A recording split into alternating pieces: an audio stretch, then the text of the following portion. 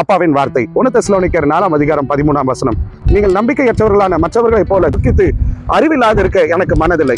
ஒரு குடும்பத்துல ஒரு அழகான வாலிப பெண் இருந்தாலும் ரொம்ப சுட்டித்தனம், அங்கே இங்கே ஓடி எப்ப பார்த்தாலும் சிரித்த முகத்துடன் இருப்பாள். அவளை பார்க்கும்போது எல்லாருக்கும் மகிழ்ச்சி உண்டாயிருக்கும். திடீரென்று அவளுக்கு ஒரு அரிய வகை வியாதி வந்து அவள் மரித்து போனாள். குடும்பமே துக்கித்தது, பயங்கர சோகத்துக்குள்ள போனாங்க. ஆனா கொஞ்ச காலத்துல பாருங்க, அந்த தாய் தகப்பன் அந்த துக்கத்துல இருந்து அவங்க ரொம்ப எளிதா வெளியே வந்துட்டாங்க. அப்ப அங்க இருந்த ஒருத்தர் அவருக்கு கிட்ட போய் கேட்டாங்களா, எப்படி நீங்க உங்க பிள்ளையை இழந்துட்டு இவ்வளவு சீக்கிரம் நீங்க அந்த துக்கத்துல இருந்து வெளியே வந்தீங்க அப்படின்னு சொல்லும்போது அவங்க சொன்னாங்களா, என் ஆண்டவருடைய சமூகத்துல என் பிள்ளை மகிழ்ச்சியா இருக்கும்போது நாங்க ஏன் துக்கமா இருக்கணும்? அவள் அங்கே இளைப்பாரி கொண்டிருக்கிறாள், அவள் சந்தோஷமா இருக்கிறாள். எங்களுக்கு துக்கப்படணும்னு அவசியமே இல்லை. அதனாலதான் நாங்க சீக்கிரமா அந்த துக்கத்துல இருந்து வெளியே வந்துட்டோம்.